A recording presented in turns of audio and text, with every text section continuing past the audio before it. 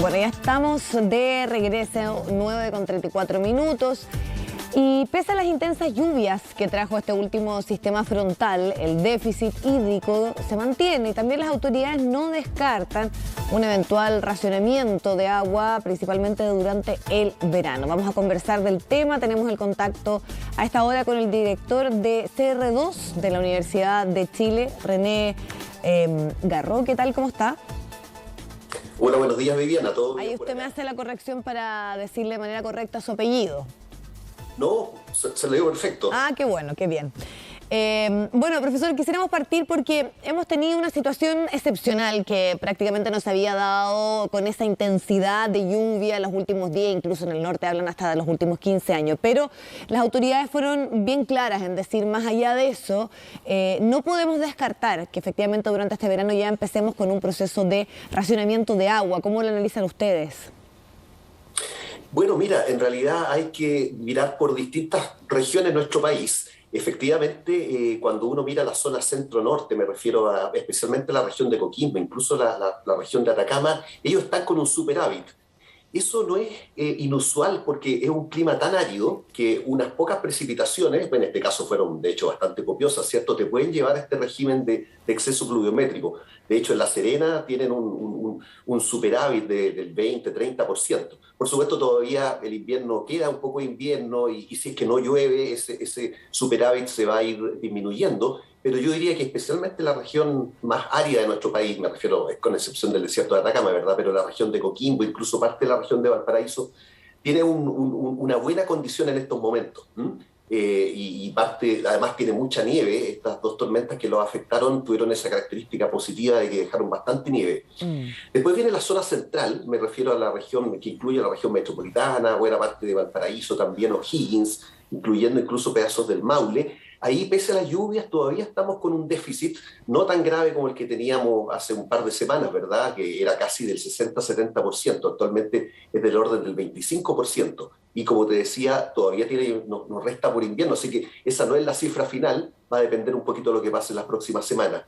Y finalmente tenemos de la región básicamente del Ñuble hacia el sur, en que están, de hecho, hoy día también están con precipitaciones muy intensas, y ellos también están muy cercanos a la normalidad. En algunas regiones, en algunos lugares como por ejemplo Concepción, ya están levemente sobre el promedio. Así que la realidad en estos más o menos 1000 kilómetros que hay entre La Serena y Concepción es bastante variable. Y nosotros acá en Santiago justo quedamos en una condición en que las lluvias han ayudado bastante, pero aún así seguimos en un déficit, no extremo, pero en un déficit significativo, por cierto.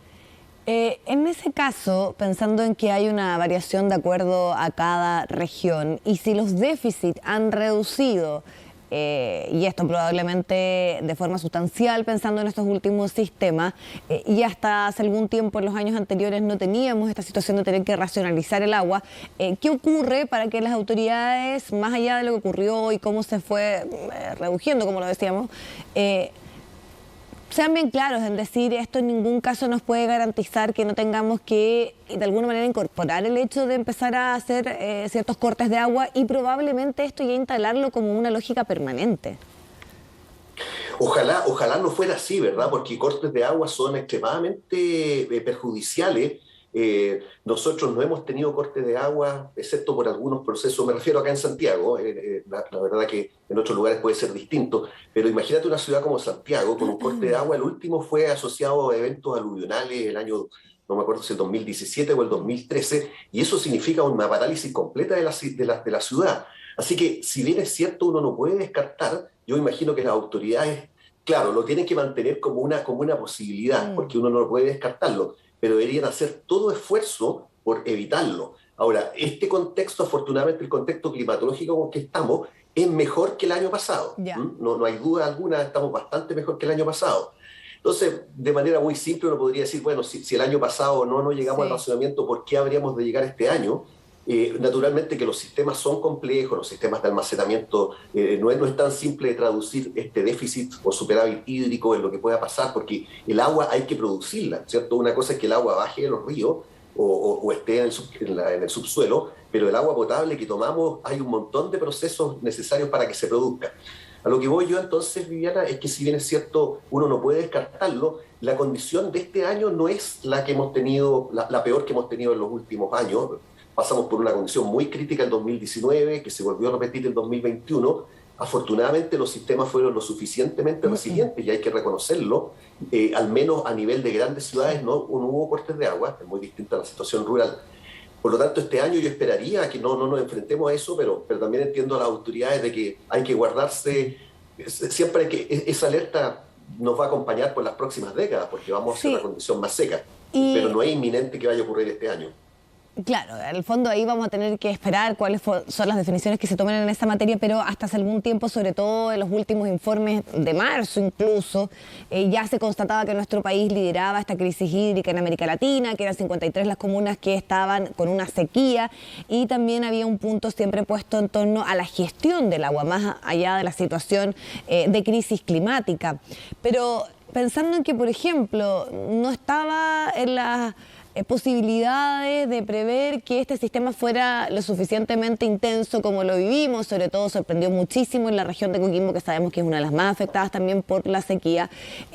¿Cómo es el trabajo de administrar, de en el fondo tener una política de resguardo a algo que es elemental y que es básico como el agua, cuando tampoco tenemos mucha claridad de los escenarios que se vienen? Porque sabemos que probablemente lo más lógico es que la reducción del agua, el aumento de las temperaturas sea algo permanente, pero también nos sorprenden estos sistemas que nos hacen cambiar un poco tal vez las proyecciones que se hacían en torno a la falta de agua. Claro que sí, como dices tú, hay una cosa muy coyuntural probablemente con este año, en que afortunadamente estamos zafando de lo que nosotros acuñamos en este centro el término de la mega sequía, justamente para definir este periodo tan extenso de una condición justamente del orden del 25-30% de déficit. Y eso es tremendamente preocupante y probablemente es una buena sinopsis de lo que nos espera lamentablemente en el futuro. Chile se está moviendo un poco, lo que estamos viviendo en estos 10 años es un poco lo que esperábamos hacia el 2050. Lo que pasa es que se ha adelantado un poco porque la variabilidad natural se ha superpuesto a la del cambio climático y nos ha hecho tener una década más seca de lo que esperábamos hace 20 o 30 años atrás. Ahora, y por lo tanto uno tiene que prepararse hasta estos escenarios de menor disponibilidad hídrica. De nuevo, se pueden tomar lecciones. Por ejemplo, como te decía, yo creo que lo que ha pasado en las grandes ciudades, cierto, han habido costos que finalmente todos los vamos a tener que pagar, pero de hecho yo diría que Chile ha tenido un desempeño en sus sistemas de agua potable a nivel de grandes urbes que por ahora ha sido extremadamente resistente, y eso es encomiable, y hay que ver a qué costo ha sido, qué cosas se han afectado, etcétera, pero agua no nos ha faltado en las grandes ciudades pese a este déficit permanente del 30% que se empieza a parecer a lo que vamos a experimentar en el futuro. Ahora, uno siempre puede tener un año dentro de una condición más o menos seca. Tú puedes tener, hay variabilidad sinóptica y hay estos sistemas del tiempo que pueden traernos sorpresa y nos pueden dejar, incluso en un contexto de largo plazo más seco, un año más lluvioso. Todavía no llegamos a esa condición, insisto que todavía estamos por debajo del promedio, pero por ejemplo en el norte efectivamente están sobre el promedio. Sin embargo, van a ser esta condición más seca en el futuro. Ahora, hay que prepararse tanto para el corto plazo, para estas cosas coyunturales, que este año me da la impresión que deberíamos estar más bien en el lado benigno, por la acumulación que, como te digo, es mucho mejor que el año anterior. Pero, sin embargo, uno tiene que seguir pensando, por ejemplo, en fuentes, en todo lo que tiene que ver con eficiencia hídrica, en reusos de agua, mejor adaptación en distintos sistemas, no solamente agua potable, sino que en agricultura y minería, ¿cierto? Y también eventualmente en fuentes adicionales de agua, ¿cierto? Hay que mirar de qué manera logramos tener una cierta seguridad hídrica, porque como te digo, coyunturalmente, si bien este año tal vez zafamos de una condición muy crítica, podría ser que el próximo año todo lo contrario, volvamos a tener un año tipo 2019 o tipo 2021, también lo hemos tenido el siglo pasado y lo pasamos muy mal y estuvimos acá ras de este racionamiento que mencionabas tú. Quiero, para finalizar, también preguntarle, porque de alguna manera cuando comenzó la discusión de la nueva Constitución se sabía que un tema fundamental era el agua, por la particularidad de nuestro país, por los derechos de uso de agua, y eso de alguna manera también tiene que ver con la administración del recurso, que sabemos, y eso está comprobado, tiene un efecto también en esta escasez más allá de la situación de la crisis propiamente tal. Entonces usted también como experto, ¿cómo ve, entrega mayores garantías a lo que plantea actualmente el texto, entendiendo que la problemática del agua va a estar presente en nuestra vida y es fundamental también saber cómo vamos a establecer normativas y sobre todo de orden y de carácter constitucional en torno a eso. Mira, no hemos hecho un análisis completo de las perspectivas que ofrece la nueva Constitución. Ciertamente tiene elementos positivos, pero lo otro que también hay que tener en cuenta, hablando lo que me preguntaba anteriormente, ¿cierto? ¿Qué medidas hay que tomar? Insisto yo que disponibilizar agua requiere inversiones que en general son muy grandes para las grandes ciudades. Entonces hay que balancear dos cosas, porque si uno tiene un sistema que probablemente es subóptimo o imperfecto, como cualquier sistema, y uno por pretender cambiarlo todo, puede ser, digamos, y en el largo plazo te puede redituar. Sin embargo, estas medidas y estas obras que hay que construir, y que incluso hay estimaciones de varios miles de millones de dólares que requieren, ¿verdad? De alguna manera hay que financiarla. Entonces, es como todo lo que hablamos en muchas materias. Tú, por una parte, tienes el legítimo anhelo, en algunos casos, ¿cierto?, de cambiar las cosas que son subóptimas, pero tienes que hacerlo de alguna manera en que el sistema te permita una cierta estabilidad. Porque, insisto yo, no es una cosa solamente de voluntad, sino que es una cosa de recursos. Producir agua potable, mejorar el sistema. Piensa tú que Valparaíso pierde alrededor del 30% de su agua por un problema del sistema de conducción de agua, de las cañerías, etcétera. Cambiar todo eso son inversiones millonarias, alguien va a tener que pagarlo y eso requiere una cierta estabilidad, ¿verdad? Así que por lo tanto hay que ser muy cuidadoso en balancear por una parte cambios que tal vez en algunos casos son muy necesarios, pero ofrecer una cierta estabilidad. Finalmente todo esto también tiene una componente económica y financiera que hay que preservarla, ¿cierto? Y no va a haber ningún inversionista que va a colocar grandes cantidades de dinero, ya sea el Estado o los privados, si es que no están las normas claras. Así que lo que más uno quiere en estos casos es nuevamente que las normas se acerquen más al valor óptimo, pero que además sean estables, porque si no estamos perdiendo años esenciales en nuestra adaptación al cambio climático. Sí, y entender sobre todo que el concepto que usted utiliza es muy claro.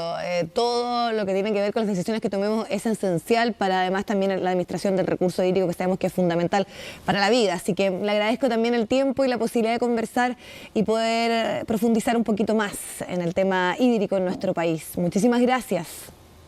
Encantado de acompañarlos, Viviana. Muchas gracias. Que esté muy bien.